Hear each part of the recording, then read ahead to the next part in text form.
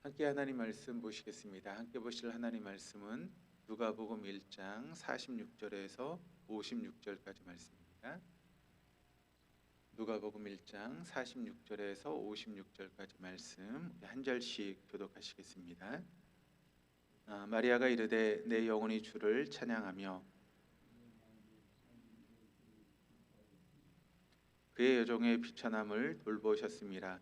보라 이제후로는 만세의 날을 복이 있다 일컬으리로다.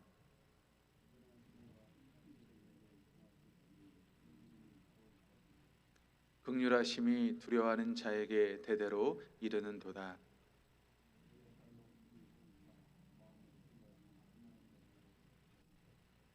권세 있는 자를 그 위에서 내리치셨으며 비천한 자를 높이셨고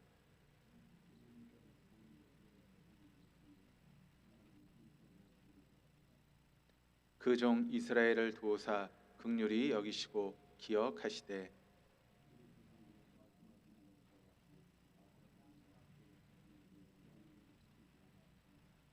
같이 읽겠습니다. 마리아가 석 달쯤 함께 있다가 집으로 돌아가니라. 아멘. 우리 옆에 있는 분들하고 인사하시겠습니다. 잘 나오셨습니다.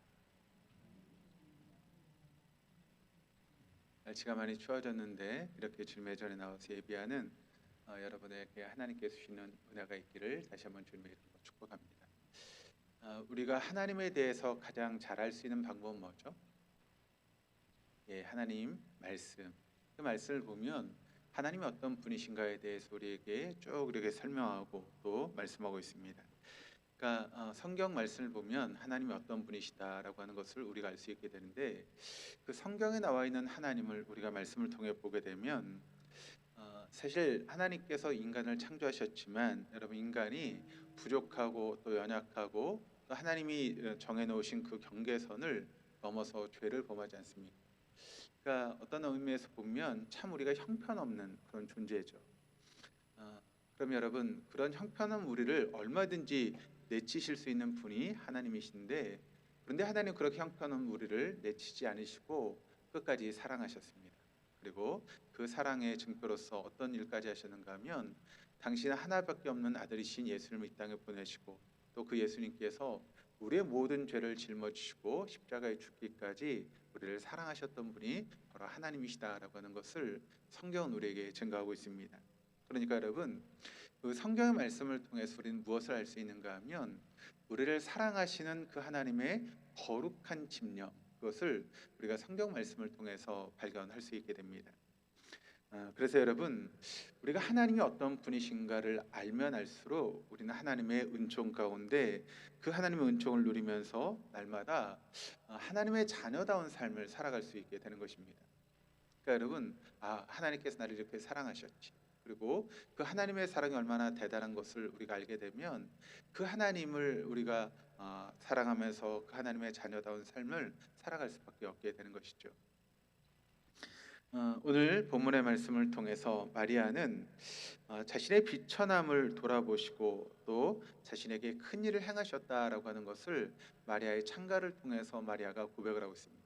그런데 이 마리아의 찬가가 개인적으로 하나님께서 행하신 그 일들을 노래하는데 거기로 그치지 않고 그 사랑이 이스라엘 백성들 전체에게 임하고 있다라고 하는 것을 마리아는 노래하고 있습니다. 즉 마리아는 하나님이 자신에게만 비천함을 돌보시고 큰 일을 행하신 것이 아니라 지금까지 자기 민족에게도 동일하게 그렇게 함께 하셨다라고 하는 것을 마리아는 노래하고 있는 것입니다. 그래서 오늘 우리가 본문으로 보고 있는 51절 상반절 말씀을 보시면 이렇게 증가합니다. 그의 팔로 힘을 보이사. 하나님의 팔로 힘을 보이셨다라고 하는 그런 이야기인데, 이 표현을 우리가 이제 이렇게 읽다 보면 뭐가 생각나시죠? 출애굽기의 그런 하나님의 역사가 생각이 나게 됩니다. 그래서 우리가 이제 배웠던 출애굽기의 역사를 보면 하나님이 그 능하신 손으로 이스라엘 백성들을 구원하시는 그런 장면들이 출애굽기 역사를 통해서 잘 나타나고 있습니다. 그래서 이제 그 출애굽기의 말씀을 보시면 하나님의 손이라고 하는 것이 여러분 뭘 나타내죠? 하나님의 능력을 나타내는 것을 우리가 잘 알고 있습니다. 모세가 가나안 땅을 목전에 두고 이스라엘 백성들에게 그 출애굽의 역사를 설명하면서 그 모세는 이렇게 증거하고 있습니다. 신명기 26장 8절에서 9절까지 말씀을 우리 한번 같이 한번 읽어보시겠습니다. 여호와께서 강한 손과 편팔로 큰 위엄과 이적과 기사로 우리를 애굽에서 인도하여 내시고 이곳으로 인도하사 이 땅 곧 젖과 꿀이 흐르는 땅을 주셨나이다. 자, 모세가 하나님에 대해서 이야기를 하면서 특별히 애굽에서 종살이하던 이스라엘 백성들을 그 애굽에서 이제 출애굽하는 구해내는 그런 모든 과정 가운데 하나님께서 함께 하셨는데 그 하나님의 손길을 어떻게 표현하고 있는가 하면 강한 손 그리고 편팔이라고 하는 그런 단어를 통해서 하나님의 역사를 모세는 이야기를 하고 있습니다. 그래서 여러분 이스라엘의 그런 출애굽 역사 가운데 하나님이 향하셨던 강한 손과 편팔이라고 하는 이 말을 통해서 이스라엘 백성들이 이제 뭘 생각하는가 하면 하나님의 어떤 역사, 하나님의 능력, 하나님의 나타나심을 이야기를 할 때 어떤 단어를 많이 쓰고 있는가 하면 이 강한 손, 편팔이라고 하는 단어를 많이 사용하면서 그러니까 우리가 어떤 일을 이루었다면 그것은 우리가 한 것이 아니라 강한 손과 편팔로 하나님께서 이루셨다라고 하는 그런 고백들을 이스라엘 백성들이 하는 것입니다. 그런데 마리아가 또 우리가 오늘 본문 51절 말씀을 보시면 그의 팔로 힘을 보이사라고 하는 그런 말을 하고 있습니다. 그러니까 하나님이 힘을 보이셨다라고 그렇게 이야기를 하고 있죠. 그런데 여기서 힘이라고 하는 것은 무엇을 의미하는가 하면 다스리는 힘을 의미하는 그런 단어입니다. 여러분 우리나라에 이제 대통령 있지 않습니까? 그러면 그 대통령은 어떤 힘을 가지고 있죠? 대통령이 어떤 힘을 가지고 있습니까?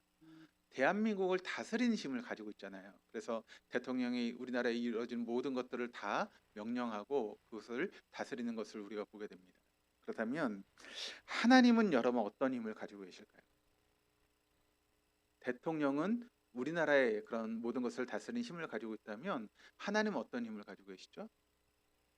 온 천하를 다스리는 힘, 그것이 바로 하나님의 힘이죠. 온 천하뿐만 아니라 온 우주를 다스리는 힘이 우리 하나님께 있다라고 하는 것을 우리가 알게 됩니다.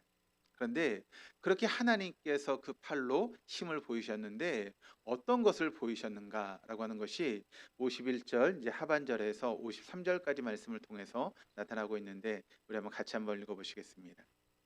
마음의 생각이 교만한 자들을 흩으셨고 권세 있는 자를 그 위에서 내리치셨으며 비천한 자를 높이셨고 줄이 있는 자를 좋은 것으로 배불리셨으며 부자는 빈손으로 보내셨도다. 아멘. 자, 마리아가 이 마리아의 창가를 통해서 이제 하나님에 대해서 이야기를 하고 있는데 어떤 것을 지금 이야기를 하고 있는가 하면 역설의 은혜를 베푸신 하나님에 대해서 마리아가 지금 노래하고 있습니다. 교만한 자, 또 권세 있는 자, 그리고 부자는 그러면 어떤 사람들일까요?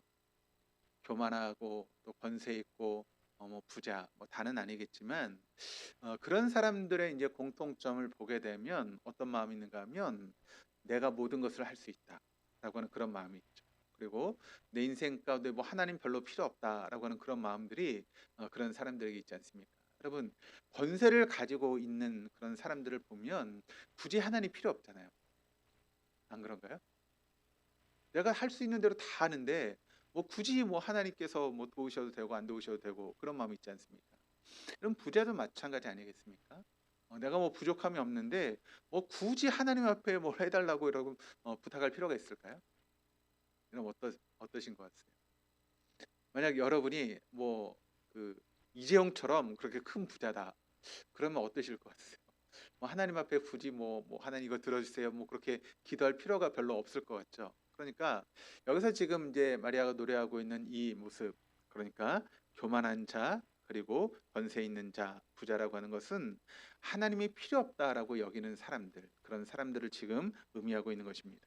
그러니까 여기는 사람들의 모습을 보면 결국 다른 사람 위에서 자신을 뽐내는 사람들, 그 사람들이 바로 이런 모습의 사람들이다라고 하는 것을 우리가 알 수 있게 되죠. 즉 하나님을 신뢰하지 않고 자기를 신뢰한다라고 하는 것을 가르치는 것, 그것이 바로 교만하다라고 하는 그런 단어입니다.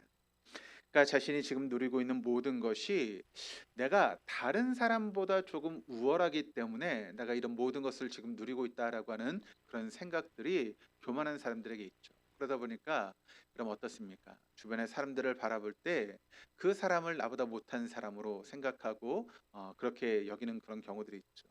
근데 여러분 그게 세상에서만 그러나요? 교회에서는 어떻습니까? 교회에서는 안 그럴까요? 어떠신 것 같으세요? 교회도 마찬가지인 것 같아요. 왜냐하면 내가 다른 사람보다 조금 더 기도를 많이 한다 그러면 여러분 어떻습니까? 기도하는 사람들에 대해서 저 사람 나보다 못해라고 하는 그런 마음이 혹시 있지 않습니까? 내가 오랜 시간 동안 신앙생활하고 나름대로 믿음으로 살려고 했던 그런 사람들을 보면 자기가 봤을 때 이제 자기의 기준이죠. 자기의 기준으로 저 사람 뭐 믿음 생활도 제대로 안 한 것 같고 뭐 신앙생활 오래 했는데 별로 뭐 믿음의 모습도 보이지 않고 그러면 어떤 마음이 있죠?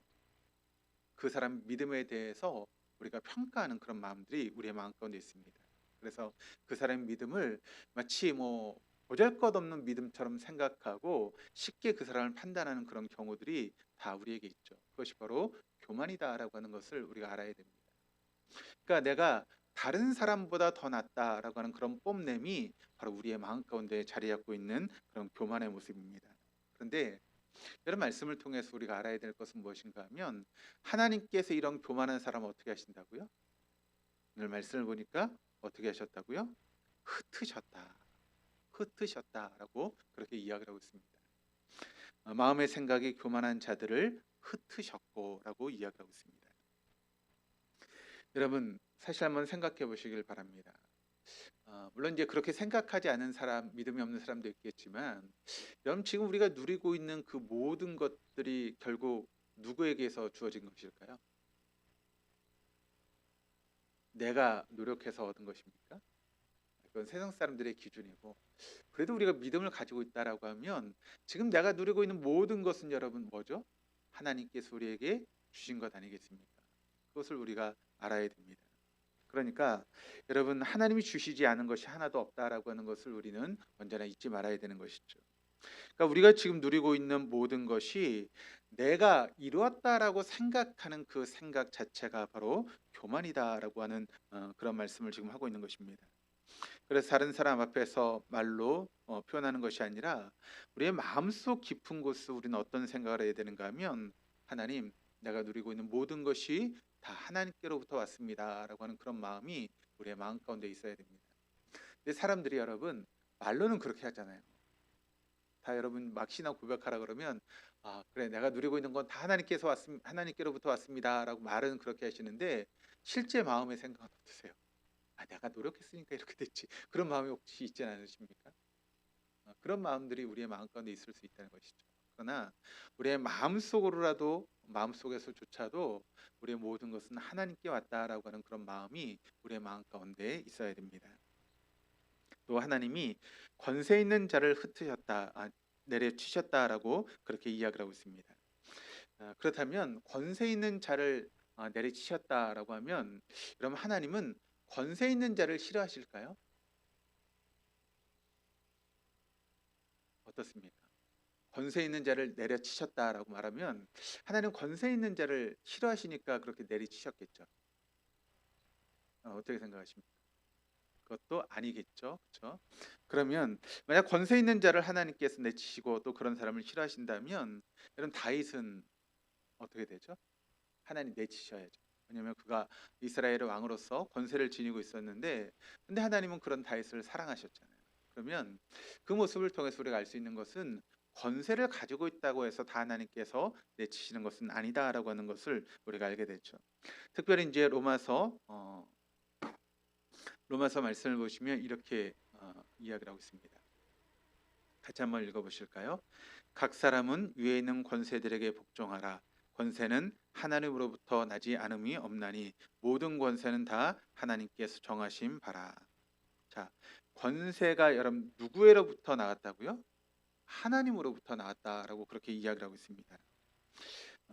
이게 이제 로마서가 사도 바울이 이제 로마에 보내는 그런 편지 아니겠습니까? 그러면 사도 바울이 지금 이 서신을 쓰고 있을 때 그 로마라고 하는 나라가 지금 이스라엘을 유대인들을 이제 지배하고 있는 그런 나라였는데 그렇다면 이 사도 바울이 이 말씀을 쓰고 있을 때 로마의 황제는 누구죠? 누굽니까? 우리가 너무나 잘 아는 사람. 로마의 황제하면 딱 떠오르는 사람 있잖아요. 바로 네로라고 하는 왕입니다. 여러분 네로가 어떤 왕이죠? 좋은 왕이죠? 아니잖아요, 그렇죠? 네로가 어떻게 보면 가장 악한, 그러니까 이스라엘 이제 북이스라엘 아합 같은 왕이 바로 로마에는 네로입니다. 그래서 그 네로가 이스라엘 백성들 특히 믿는 기독교인들을 엄청나게 박해했죠. 자신이 불을 질러놓고 그 불을 이제 그리스도인이 질렀다라고 하는 그런 누명을 뒤집어써서 수없이 많은 그리스도인들을 이제 죽게 만든 그런 당사자가 바로 네로죠. 그런데 여러분 그런 폭군이 다스리고 있는 그런 시대 가운데 사도 바울이 지금 어떤 이야기를 하고 있는가 하면 권세들에게 복종하라. 그 권세가 누구예요 지금? 네로를 말하는 것입니다. 그런데 그 네로의 권세가 누구로부터 왔다고요? 하나님께로 왔다라고 그렇게 사도 바울이 이야기를 하고 있는 것입니다.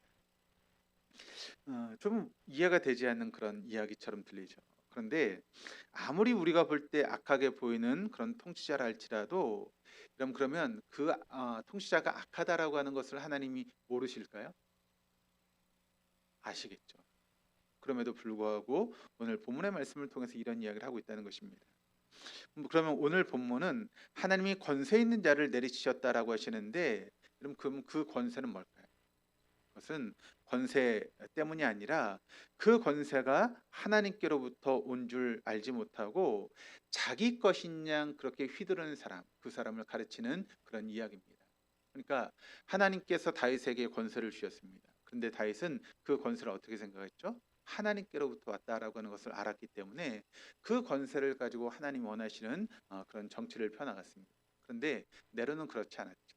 그 권세가 하나님께로부터 왔다라고 하는 것을 알지 못했고 그 권세를 가지고 오히려 그리스도인들을 핍박하는 데 앞장섰던 것이 바로 네로 왕 아니었습니까?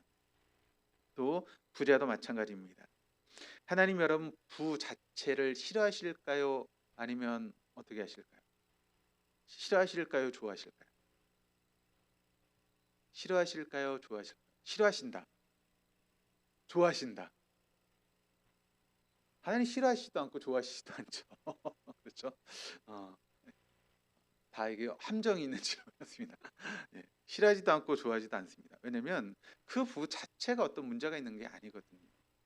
그러니까 그 돈 자체가 여러분 나쁜 것입니까? 좋은 것입니까?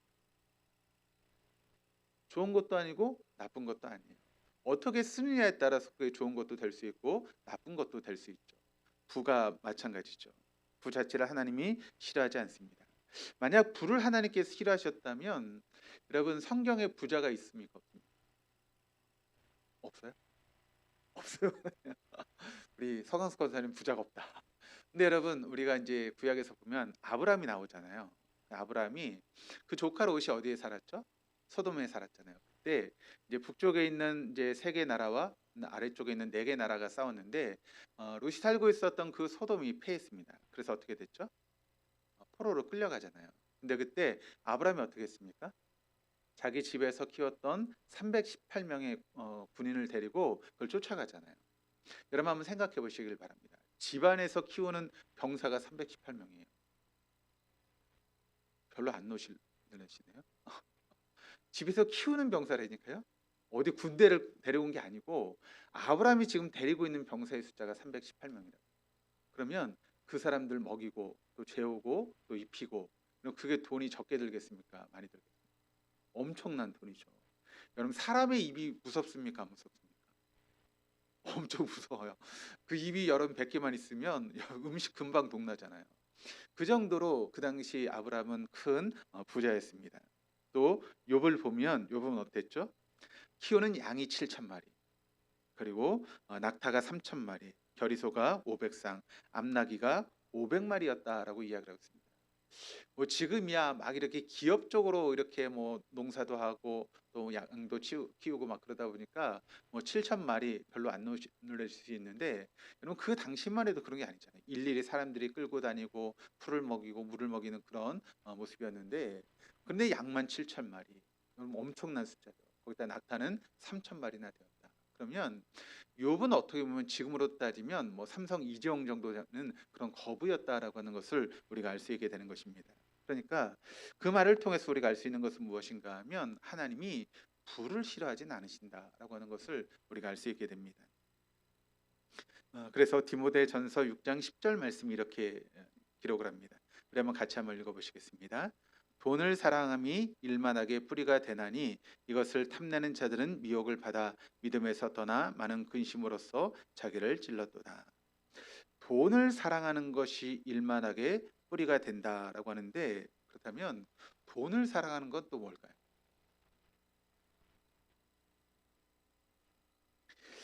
돈을 사랑한다라고 하는 것은 이제 어떤 의미가 있는가 우리가 한번 생각을 해보면, 여러분 돈을 사랑하는 것은 돈 자체뿐만 아니라 돈이 해줄 수 있는 그 목적, 또 그런 것들을 생각하고 사랑하는 마음. 그러니까 여러분 우리가 여러분 돈 싫어하세요? 좋아하세요? 예, 좋아요. 저도 좋아합니다. 돈 싫어하는 사람 없죠. 근데 왜 우리가 돈을 좋아하죠? 교만해서? 아니죠. 다 필요하니까 이제 우리가 돈을 이제 사랑하고 하죠. 근데 그 돈이 해줄 수 있는 것들이 적습니까? 많습니까? 많죠. 예. 돈만 많으면 별걸 다 할 수 있어요. 그러니까 우리가 돈을 사랑하는 거거든요. 근데 그 돈 때문에 우리가 많은 것을 할 수 있다라고 생각하고 또 그 돈을 가지고 내가 뭘 할까라고 하는 그런 목적, 그거 자체를 사랑하는 것이 바로 죄다라고 그렇게 이야기를 하고 있는 것이죠. 근데 돈이 이제 해줄 수 있는 것들이 참 많습니다. 근데 정말 중요한 것은 무엇인가 하면 인격적이고 영적이고 영원한 것에 대해서, 그럼 그 돈이 해줄 수 있을까요, 없을까요? 영원한 것에 대해서, 영적인 것에 대해서. 여러분, 돈이 영적인 것도 해결해 줄 수 있다면 여러분 누가 가장 믿음이 좋은 사람이 돼야 되죠? 우리나라 이재용 씨가 제일 믿음이 좋은 사람이 돼야 되겠죠. 근데 그 돈이 아무리 많아도 그런 영적인 부분, 영원한 것들을 해결할 수 있습니까? 여러분 이재용 씨가 만약 죽었다고 한번 생각해 보시기 바랍니다. 그럼 그 사람이 천국 갈까요? 이정재 목사님 뭐요? 크게 얘기하세요. 갈까요, 못 갈까요? 예. 그렇죠. 돈 가지고는 갈 수가 없잖아요. 그러니까 그 돈이 우리가 참 좋은 것이긴 한데 그것은 영적인 부분에서 그것을 해결해 줄 수 있는 것은 아니다라고 하는 것입니다. 그리스도인은 여러분 돈이 가진 신과 그로 인해서 얻을 수 있는 목적이 아니라 뭐 어떤 사람인가 하면 하나님의 독생자의 피로 사서 주신 영원한 것을 사모하는 사람들, 그 사람들이 바로 그리스도인이다라고 하는 것을 우리가 알아야 됩니다. 자신의 인생이 다른 사람의 인생보다 우월하다고 여기는, 그래서 다른 사람을 정죄하는 사람들, 그리고 또 자기 인생의 주인을 자신으로 삼는 사람들, 또 하나님 없이도 내가 얼마든지 내 인생을 즐겁고 행복하게 살 수 있다라고 생각하는 그런 사람들, 그래서 영생에는 관심이 없는 사람들이 바로 마음이 교만한 사람들이고 권세 있는 자고 부자라고 하는 것을 오늘 말씀이 우리에게 증거하고 있는 것입니다. 근데 반면에 하나님이 높여주시는 사람들이 있습니다. 어떤 사람들인가 하면 비천한 자라고 이야기를 하고 있습니다. 그 비천한 자를 배불리게 하시겠다라고 이야기를 하고 있고, 또 줄인 자를 그렇게 하나님께서 말씀하고 있습니다. 여기 비천하고 또 줄이는 자, 여러분 이런 사람들은 어떤 사람들인가 하면 하나님을 바라볼 수밖에 없는 사람들, 그 사람들을 이제 대표하는 게 비천한 자, 줄인 자들이 있죠. 그래서 비천한 자와 또 줄인 자의 대표적인 사람들이 바로 고아, 그리고 과부, 객이라고 하는 것을 우리가 알고 있습니다. 그래서 하나님은 그런 사람들을 특별히 말씀하시고 있죠. 신명기 24장 말씀을 보시면 19절 말씀을 한번 같이 한번 읽어보시겠습니다. 당신들이 밭에서 곡식을 거둘 때 곡식 한 묶음을 잊어버리고 왔거든 그것을 가지러 되돌아가지 마십시오. 그것은 외국 사람과 고아와 과부에게 돌아갈 몫입니다. 그래야만 주 당신들의 하나님이 당신들이 하는 모든 일에 복을 내려 주실 것입니다. 그러니까 이스라엘 백성들이 여러분 이제 농사를 짓게 되면 이제 추수를 하게 되지 않습니까? 그런데 곡식단을 이렇게 했는데 그 곡식단을 옮기면서 혹시 한 묶음을 놓고 왔다면 그것을 가지러 돌아갈 수 없다. 그리고 뿐만 아니라 우리가 이제 성경 말씀을 보시면 추수 중에 이제 밭에 떨어지는 그런 알곡들 있잖아요. 근데 여러분 그것을 주술 수 있습니까? 없습니까? 주술 수 없습니다. 그리고 만약 이렇게 논이 이렇게 돼 있다 그러면 이 모퉁이 되는 부분 있잖아요. 거기까지 이스라엘 백성들은 추수를 하지 않습니다. 왜 그렇죠? 고아, 과부, 객들이 그것을 먹을 수 있도록 하기 위해서 그렇게 추수하지 않는 것입니다. 그러니까 비천한 자와 줄인 자는 어떤 의미를 가지고 있는가 하면 그 사람들은 하나님의 보호 아래서만 살아갈 수 있는 그런 사람들이다라고 하는 것을 우리가 이제 알게 되는 것이죠. 그래서 마리아의 노래는 이렇게 끝을 맺습니다. 54절, 55절 말씀을 같이 한번 읽어보시겠습니다. 그 종 이스라엘을 도우사 긍휼히 여기시고 기억하시되 우리 조상에게 말씀하신 것과 같이 아브라함과 그 자손에게 영원히 하시리로다 하니라. 여기 보시면 종이라고 하는 단어가 이제 나오고 있는데 이 종이라고 하는 단어의 이제 문자적인 의미는 노예라고 하는 그런 의미보다는 어린아이라고 하는 그런 의미입니다. 여러분 어린아이의 특징 중에 하나가 뭐죠? 갓난아기 어린아이를 한번 생각해 보시면 어린아이의 특징은 무엇인가 하면 어른이 도와주지 않으면 뭐 아무것도 할 수 없는 그런 아이들이 이제 어린아이 갓난아이 아니겠습니까? 그래서 엄마가 여러분 젖을 줘야지 먹을 수 있고 또 대소변도 엄마가 갈아줘야지 여러분 그것을 해결할 수 있는 아이들 아니겠습니까? 그러니까 다른 사람의 도움 없이는 스스로 아무것도 할 수 없는 그런 상태를 우리가 어린아이 갓난아기라고 부르고 있는데 앞에 나온 이제 비천한 자와 줄인 자의 개념이 바로 이 종이라고 하는 단어 속에 담겨져 있다는 것이죠. 이런 마리아는 하나님의 긍휼을 베풀어 주시는데 한두 번 또는 일정한 기간에만 베풀어 주시는 것이 아니라 뭐라고 말씀하고 있습니까? 영원히 베풀어 주신다라고 그렇게 이야기를 하고 있습니다. 하나님이 아브라함과 그 후손에게 영원히 긍휼을 베푸신다라고 말씀하셨는데 그럼 아브라함이 입었던 그런 긍휼은 그럼 무엇인가? 그것을 이제 히브리서 6장 13절에서 15절까지 말씀을 통해서 우리가 보게 되는데 같이 한번 읽어보시겠습니다. 하나님이 아브라함에게 약속하실 때 가리켜 맹세할 자가 자기보다 더 큰 이가 없으므로 자기를 가르쳐 맹세하여 이르시되 내가 반드시 너에게 복주고 복주며 너를 번성하게 하고 번성하게 하리라 하셨더니 그가 이같이 오래 참아 약속을 받았느니라. 아브라함이 하나님 맹세까지 하시며 주시겠다고 약속하신 복을 받을 수 있었던 것은 여기 히브리 말씀을 통해서 어떻게 받았다라고 이야기를 하고 있죠? 하나님이 아브라함에게 복을 약속하셨잖아요. 그런데 그 복을 어떻게 받았습니까, 아브라함이? 예? 예, 오래 참음으로 그 복을 받았다라고 그렇게 이야기를 하고 있습니다. 그런데 정말 여러분 아브라함이 오래 참았을까요? 그럼 어떻게 생각하십니까? 아브라함이 오래 참아서 그 하나님이 약속하신 복을 받았을까요? 이제 물론 하나님이 약속하신 복이 여러 가지가 있을 수 있겠죠. 뭐 물질의 복일 수도 있고, 근데 정말 하나님이 약속하신 복은 어떤 복이죠? 내 후손을 창대하게 하리라라고 하는 그런 복을 하나님이 아브라함에게 주지 않았습니까? 그래서 그 복을 이제 기대하고 있었던 것이 아브라함인데, 그런데 여러분 우리가 성경 말씀을 잘 알고 있는 것처럼 아브라함이 그 복을 받을 수 있었던 것은 아브라함이 오래 참아서 받았던 것이 아니라 누가 오래 참으셨죠? 하나님이 오래 기다리셨기 때문에 아브라함이 그 복을 받을 수 있었다라고 하는 것입니다. 그러니까 아브라함이 참 부족하고 연약함에도 불구하고 그런 아브라함을 하나님께서 오래 참으시고 인내하셨기 때문에 바로 아브라함이 그 복을 받을 수 있었다는 것입니다. 그렇게 보면 저도 마찬가지고 여러분도 마찬가지 아니겠습니까? 저도 제가 이제 이 자리까지 이제 오게 되었다라고 하는 것을 생각해 보면 참 부족하고 연약한 부분들이 많은 전데 근데 하나님께서 그런 저를 기다려 주시고 또 참아 주셔서 제가 여기까지 왔다라고 저는 생각을 하고 있습니다. 근데 하나님이 저만 참아 주시죠. 여러분은 안 참아 주시고 그렇지 않죠. 여러분도 다 참아 주셨기 때문에 여러분 이렇게 추운 날 이 자리까지 오신 건 아니겠습니까? 그렇죠?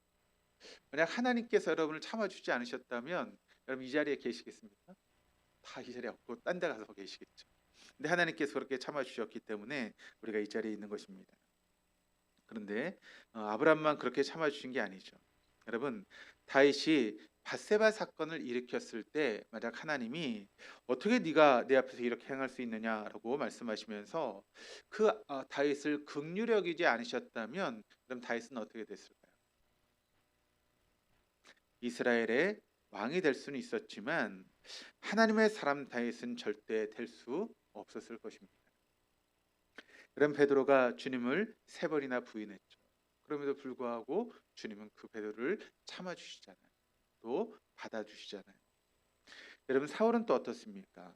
오히려 예수를 믿는 사람들을 박해하고 그 예수 믿는 사람들을 잡아오는데 앞장섰던 사람이 바로 사울 아니겠습니까?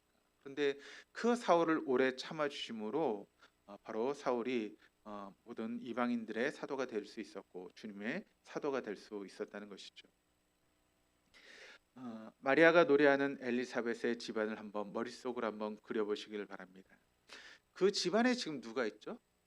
엘리사벳과 마리아 두 여자가 있습니다. 그저 평범해 보이는 두 임산부가 그 집안에 지금 있는 것입니다.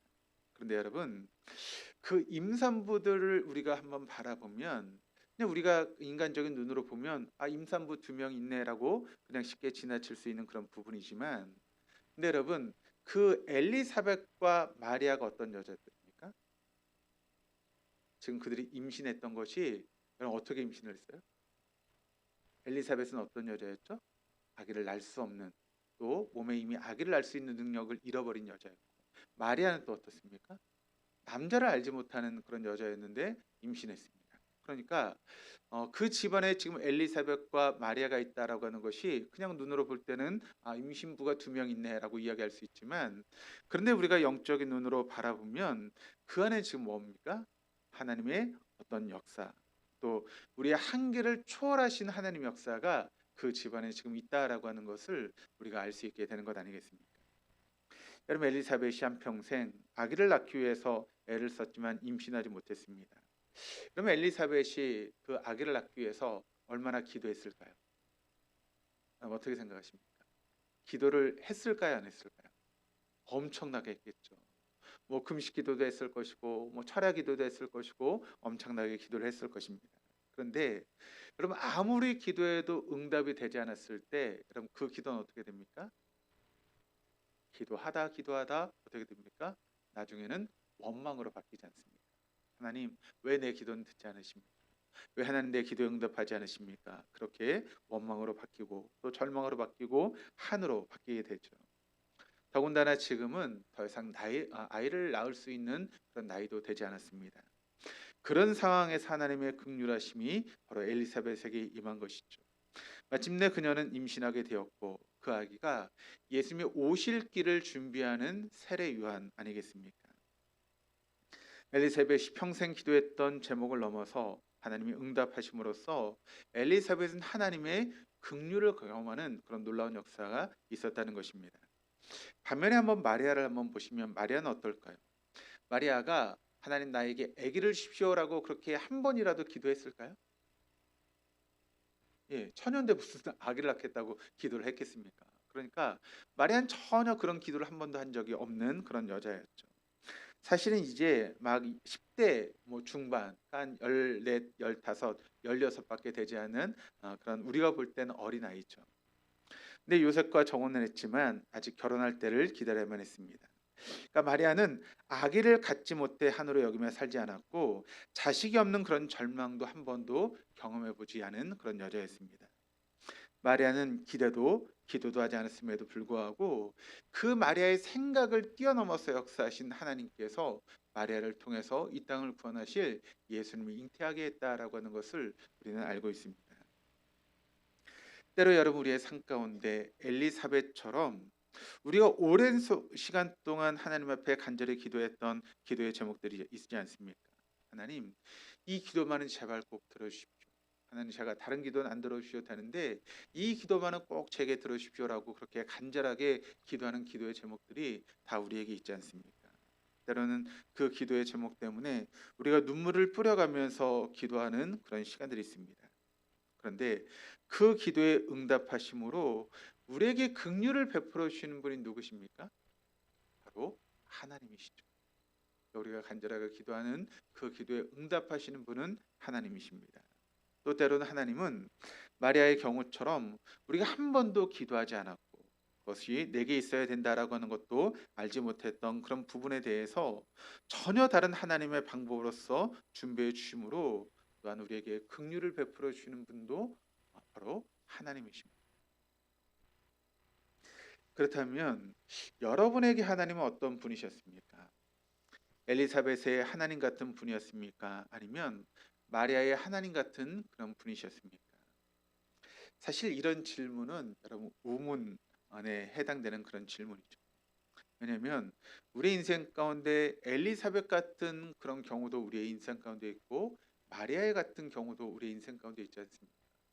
우리가 간절하게 기도했던 것을 들어주시는 하나님의 역사를 우리가 경험했고 또 우리가 전혀 생각하지도 못했는데 하나님 방법으로 우리의 삶 가운데 역사하셨던 경우들도 우리의 삶 가운데 있잖아요.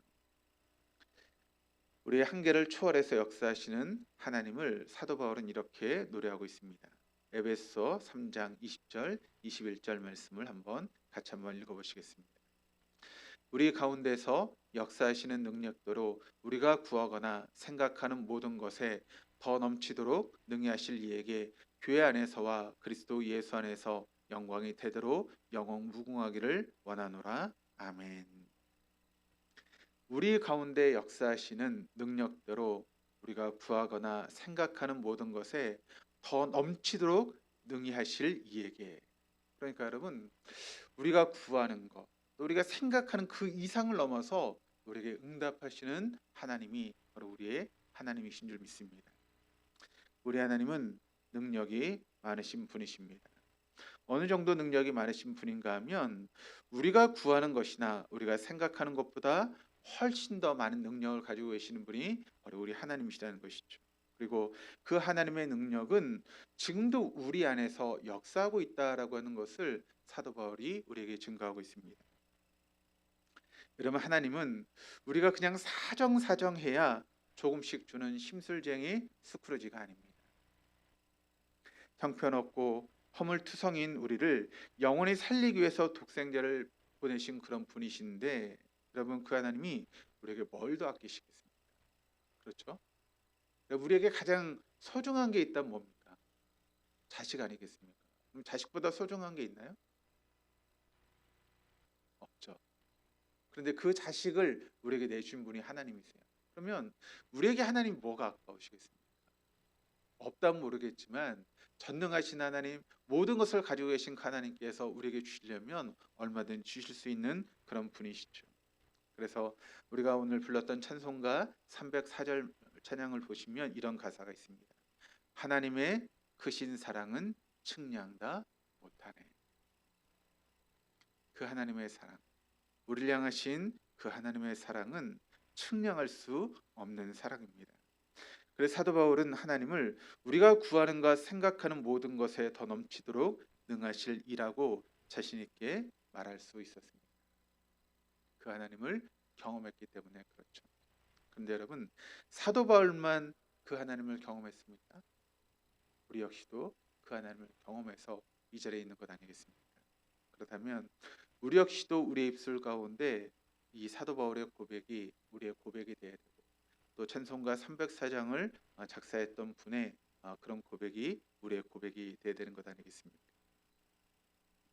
그리스도인에게는 그리스도인의 삶과 길이 있습니다. 우리가 가장 하나님의 자녀다울 때는 우리가 하나님 안에 있고 우리 안에 우리를 창조하신 하나님을 모실 때가 바로 하나님의 가장 자녀다울 때 아니겠습니까? 우리의 구함이나 생각보다 더 넘치도록 역사하시는 그 하나님의 역사하심, 우리가 그 하나님을 더 깊이 또 더 넓게 알아갈수록 우리의 삶을 통해서 우리는 하나님을 더 빛낼 수밖에 없고 더 높일 수밖에 없고 그 하나님의 다스림을 받는 것이 얼마나 복된 인생인지를 우리가 깨닫게 될 줄로 믿습니다. 그러므로 우리가 하나님의 자녀다운 그런 삶을 살아갈 수 있도록 우리 안에 하나님을 모셔드리고 또 하나님이 인도하시는 대로 그 다스림을 받는 그런 삶, 내 생각, 내 방법이 앞세우는 것이 아니라 하나님 이때는 제가 어떻게 되겠습니까? 성령님 알려주십시오. 그리고 항상 하나님께 묻고 그 하나님의 다스리심을 받으며 살아갈 수 있는 저 여러분 우리 모두가 될 수 있기를 다시 한번 주님의 이름으로 축복합니다.